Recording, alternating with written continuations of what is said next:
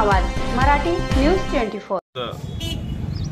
मिरजेच्या कृष्णा घाट हा महापालिका आणि ग्रामीण असा एकत्रित जो एरिया आहे, कृष्णा नदीच्या काठेला जो भाग आहे, इथची आता पाणी करायला आम्ही ह्या ठिकाणी आलेलो आहे। पूर परिस्थितीची पाणी आणि मागच्या वेळेला 2019-21 2005ला सुद्धा ह्या ठिकाणी पाण्यामुळे बरंच नुकसान लोकांचं झालं होतं।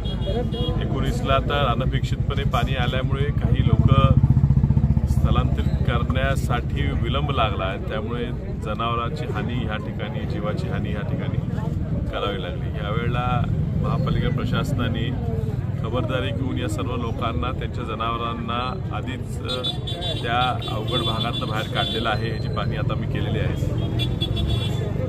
पाण्याचा आता पावसाचा आता जोर थांबलेला आहे, त्यामुळे आपण ही अपेक्षा करूया की मागच्या वेळेसारखी ह्या वेळेला महापुराची परिस्थिती निर्माण होणार नाही।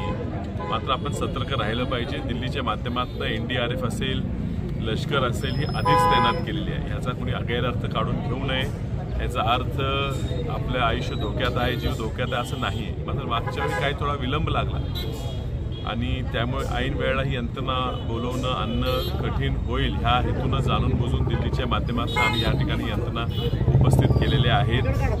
त्यांनी ज्या ज्या वेळेला लोकांकडे येतील आणि घरं आपण सोडली पाहिजे सांगतील तेव्हा आपण ती घरं सोडावीत, त्यांचं ऐकावं, त्यांना सहकार्य करावं। धोका टळतोय असं वाटते, त्यामुळे लई चिंतेत किंवा काळजीत राहू नका। मात्र सावध आपण सर्वांनी राहिलं पाहिजे। निसर्ग हा कधी बदलेल हे आपण सांगू शकत नाही।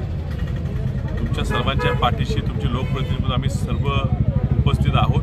सगळ्यांनी काळजी घ्यावी, सावध राहावं एवढी मी सर्वांना विनंती करतो। केंद्रातर्फे दोन्ही राज्यांचा हा विषय घन आहे आणि हा काय आता राजकारण, राज्यांतर्गत किंवा पक्षांतर्गत राजकारणावर आपण ह्यावेळी बोलून काय उपयोग होणार नाही। मात्र एक आहे की अलमट्टीच्या प्रश्नी कर्नाटक राज्याशी आणि कोयनाच्या प्रश्नी महाराष्ट्र राज्याशी सातत्यानं आम्ही संपर्कात आहे। दिल्लीतील लोकांनाही संपर्क ठेवायला लावलेला आहे आणि म्हणून ही परिस्थिती आता आटोक्याच्या खाली ठेवलेली आहे। त्यांना प्रत्येकाला आम्ही सातत्याने विनंती करत असतो की लाईव्ह मॉनिटरिंग करावी। त्या पद्धतीने आता तर सुरू आहे।